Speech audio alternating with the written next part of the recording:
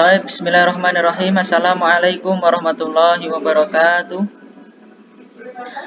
Baiklah, pada kesempatan kali ini kami akan mempresentasikan tugas kelompok kami dengan saya sendiri Muhammad Syamsuddin Anwar dan kelompok saya dengan Iqbal Darojatul Akbar dengan judul Aspek Potensi Industri Halal Madu Gontor.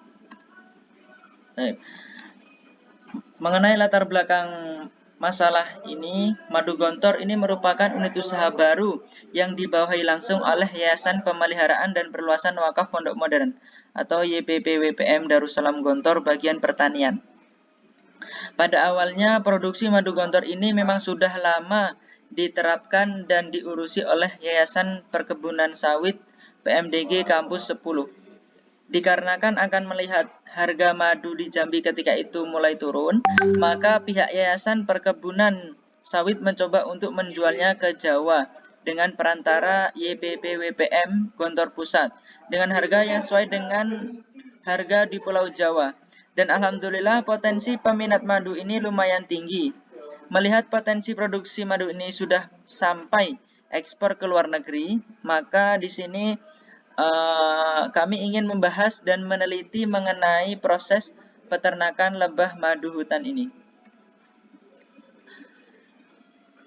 Tujuan pembelajaran yang pertama yaitu potensi produksi industri madu hutan gontor, kemudian hasil tujuan halal produk madu gontor, kemudian potensi penjualan madu gontor. Nah, dari sejarahnya madu gontor ini mulanya Pondok Modern Darussalam Gontor mempunyai lahan sawit di Jambi yang diurusi oleh Yayasan Perkebunan Sawit PMDG Kampus 10 Jambi, yang merupakan salah satu unit usaha yang mengurusi perkebunan sawit dan mengolah keuangan perkebunan tersebut. Nah, kemudian dan ternak madu ini adalah merupakan hasil dari sistem sewa yang dilakukan oleh petani lebah madu dengan pihak Yayasan Perkebunan Sawit, sehingga pada akhirnya dapat menghasilkan sumber daya manusia yang berkualitas. Salah satunya yaitu ternak lebah madu hutan ini. Nah, jadi unit usaha madu ini merupakan sistem sewa antara petani lebah madu hutan dengan pemilik lahan sawit yaitu PMDG Kampus 10. Nah, di sini madu ini adalah hasil dari sistem sewa yaitu dengan mengambil 7% dari setiap panen petani tersebut. Letak ternak lebah madu ini adalah di lahan sawit milik PMDG yang berdekatan langsung dengan hutan Sumatera di Jambi. Sehingga lebah nanti ini mengambil nektarnya yaitu dari berbagai bunga tanaman yang ada di dalam hutan tersebut. Salah satunya yaitu dari nektar pohon akasia, kemudian dan bunga-bunga yang lain. Sehingga produk madu hutan ini banyak diminati oleh kalangan masyarakat dalam negeri, bahkan luar negeri pun juga diminati oleh kalangan tersebut. Kemudian masuk klasifikasi madu gontor. Berdasarkan sumber bunga nektar yaitu ada dua. Yang pertama itu madu monofloral, yaitu yang berasal dari satu tipe nektar ataupun didominasi oleh satu nektar, misalkan yaitu madu randu dan madu klengkeng. Kemudian yang kedua itu ada madu multifloral, yaitu madu yang berasal dari bermacam tipe tumbuhan, yaitu sebagai contoh madu hutan dari lebah yang memperoleh nektar dari berbagai tipe tumbuhan. Nah, dari uraian di atas dapat kita simpulkan bahwa madu gontor masuk ke dalam jenis madu multifloral dikarenakan sumber bunga nektar yang diambil oleh lebah madu gontor dari berbagai jenis tanaman. Dan madu gontor ini masuk ke klasifikasi madu spesies Apis dorsata, yaitu lebah madu hutan. Dikarenakan tempat ternak madu ini terletak di kebun sawit milik Pondok Gontor yang terletak di hutan Jambi, Sumatera. Masuk ke karakteristik produk yaitu nama produknya yaitu madu gontor, kemudian komposisi produknya madu, metode pengawetannya itu awet secara alami karena gula tinggi dan awet rendah, karena di sini madunya asli dan tidak ada campuran oleh campuran-campuran yang lain. Umur simpanan yaitu 2-3 tahun, pengemasan primer dengan botol plastik, Saran khusus penyimpanan itu di tempat sejuk dan kering. Metode dan kondisi distribusi yaitu dengan kendaraan roda 4, roda 2, dan dengan suhu kamar. Kemudian cara penyimpanan dengan suhu kamar, cara penggunaan langsung dikonsumsi. Jadi tidak perlu dengan ada campuran-campuran, langsung saja dikonsumsi.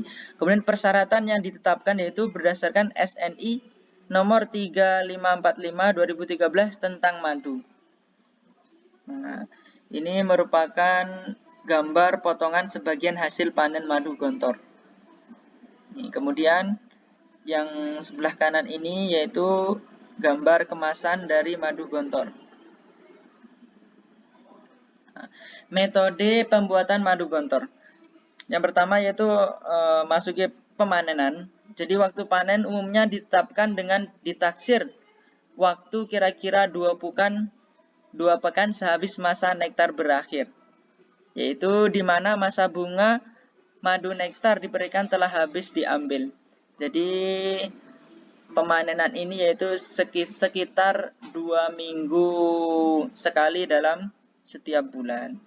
Nah, jadi dalam 2 bulan itu dapat dipanen sekitar 2 kali pemanenan dengan melihat suhu atau iklim atau cuaca di daerah tersebut.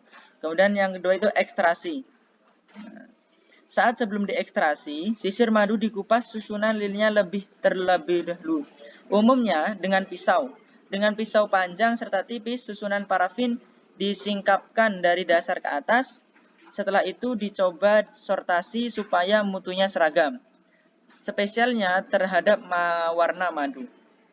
Kemudian ke metode selanjutnya itu penyaringan serta pembotolan.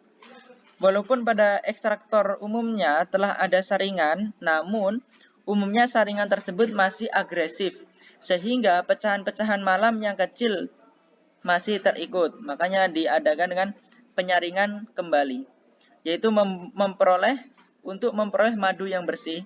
Penyaringan masih dibutuhkan yang dicoba dengan kain tipis ataupun kawat penyaring halus. Jadi ada beberapa penyaringan, tahap penyaringan tidak hanya satu penyaringan. Jadi ada beberapa penyaringan untuk memperoleh madu yang benar-benar bersih. Kemudian masuki ke pengemasan serta penyimpanan.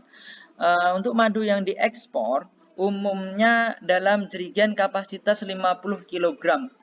Serta bisa pula dalam tangki-tangki hingga pada kapasitas sebagian ton. Di samping itu pengemasan dalam wadah kecil pun bisa dicoba, misalkan kemasan dalam botol 450 sampai 500 gram. Syarat-syarat produk pangan halal bagi syariat Islam merupakan diantaranya itu halal zatnya, halal metode memperolehnya, halal dalam memprosesnya, halal dalam penyimpanannya, halal dalam pengangkutannya, halal dalam penyajiannya.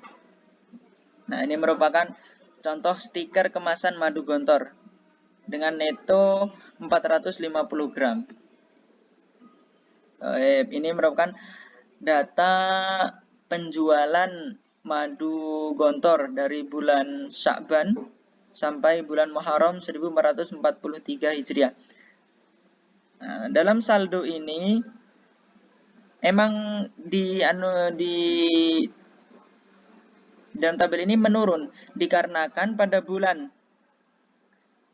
Syawal ini ada pengeluaran yang banyak dibandingkan pemasukan. Nah, sehingga sampai saat ini madu atau total saldo madu gontor, jadi selama 6 bulan ini sampai dalam bulan Muharram ini sudah mencapai Rp29.365.000. Masuki kesimpulan, kesadaran diri bahwa labelasi halal itu sesuatu yang penting menjadikannya sebuah cara beretika dalam berbisnis. Definisi etika bisnis dalam Islam adalah seperangkat nilai tentang baik, buruk, benar, salah, dan halal haram dalam dunia bisnis berdasarkan pada prinsip-prinsip moralitas yang sesuai dengan syariah, salah satunya yaitu bertanggung jawab. Dalam etika bisnis dikenal dengan istilah responsibility, dengan tujuan agar wujud dari sebuah bisnis menjadi terarah, memiliki manfaat yang baik, dan saling memberikan keuntungan baik antara pelaku usaha dan masyarakat. Dari sisi sosialisasi, maslahah mursalah dapat dijadikan sebagai landasan hukum, serta pula menjadi langkah preventif.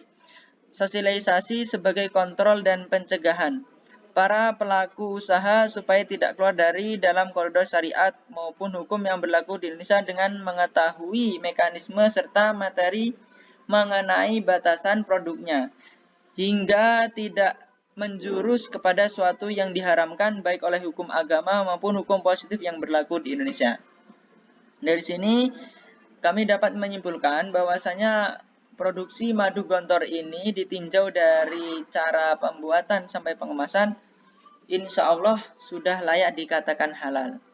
Dan produk madu gontor ini diperkuat dengan adanya sertifikasi halal dari Majelis Ulama Indonesia dan Badan Pengawas Obat dan Makanan, yaitu Badan POM Republik Indonesia. Nah, dari sini maka bahkan petani lebah madu di daerah Jambi ini sudah melakukan ekspor ke Australia. Nah, mungkin ini saja. Terima kasih yang dapat kami sampaikan pada kesempatan kali ini. Lebih kurangnya kami mohon maaf. Wabillahi taufiq wal hidayah. Wassalamualaikum warahmatullahi wabarakatuh.